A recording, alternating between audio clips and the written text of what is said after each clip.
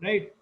Now अब हम इस स्लाइड पे आते हैं कि एडवर्टीजमेंट की लिमिटेशन क्या है। तो वैसे एडवर्टीजमेंट जो है वो हमें एम्प्लॉयमेंट देता है, जितने भी एडवर्टीजमेंट क्रिएटर्स हैं, मॉडल्स हैं, उन सबको एम्प्लॉयमेंट मिलता है, प्रेस को भी इससे रेवेन्यू होती है। लेकिन कई बार क्या होता है कि एडवर्टीजमेंट्स जो होते हैं, जब बहुत सारे ब्रांड्स के एक साथ आने लग जाते हैं तो कस्टमर जो है कई बार कंफ्यूजन में डिसीजन मेकिंग गलत ले लेता है और किसी इंफीरियर प्रोडक्ट को सेलेक्ट करके डिससेटिस्फाइड हो जाता है। तो ऐसी भी एडवर्टीजमेंट से एक नेगेटिव चीज भी है, क्योंकि it is a right to choose if it is so many brands which are coming, so you is a problem of decision making, you can choose some wrong product, and by choosing that product, right, you will get dissatisfied। जैसे कि मैं एक उदाहरण दे रहा हूं, जब हमने कभी बैंक पीओ का एग्जाम दिए थे, अब तो आपका आईबीपीएस होता है, बैंक का एक सिंगल एग्जाम होता है ऑल इंडिया, ठीक, जिसे आप आईबीपीएस कहते हो।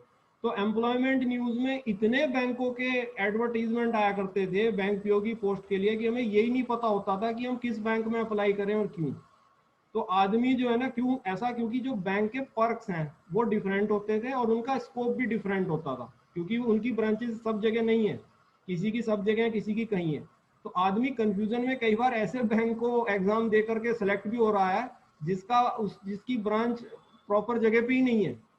तो ये डिसीजन मेकिंग का एरर है और कहने को एडवर्टीजमेंट था, राइट। तो इस तरीके से एडवर्टीजमेंट के नुकसान भी होते हैं, क्योंकि कस्टमर जब चूज करता है तो वो कोई गलत डिसीजन भी ले सकता है, अवेलेबल ब्रांड्स में से किसी ऐसे ब्रांड के प्रोडक्ट को ले सकता है जो इंफीरियर हो और उससे बाद में डिससेटिस्फैक्शन क्रिएट हो।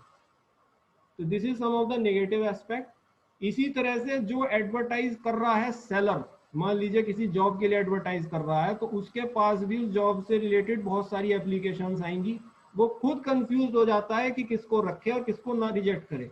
तो अगर आपके ऑब्जेक्टिव प्रॉपरली डिफाइंड नहीं है, डिसीजन मेकिंग वही अच्छी लेता है जिसको पहले ही पता है उसे क्या करना है। अगर आपके ऑब्जेक्टिव पहले से डिफाइंड नहीं है और आप डिसीजन मेकिंग किसी चीज को देख करके ले रहे हैं, तो अक्सर कंफ्यूजन में आप गलत डिसीजन मेकिंग ले जाते हैं। ऐसे जो है, ऐसे कस्टमर भी हो सकता है और एज एन सेलर भी हो सकता है। आपको नहीं पता कि कितने लोग आ रहे हैं, किस आदमी को किस पोस्ट के लिए रखना है, इसका डिसीजन भी आप गलत लेते हैं।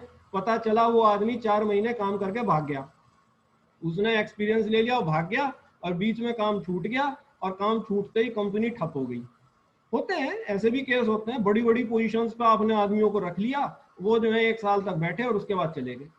तो दीज टाइप और आपने एडवर्टीजमेंट से बुलाए थे वो सब। तो ये सब भी एक एडवर्टीजमेंट की नेगेटिव एस्पेक्ट्स हैं, कि एडवर्टीजमेंट ठीक है, राइट टू चूज है टू द कस्टमर्स और राइट टू सेल है to the seller, but due to so many brands, अक्सर customer make errors in decision making and choose a wrong product, right? So although advertisement is a means of employment for press, advertisement creators and models, it confuses a customer in their decision making to choose a product under several brands.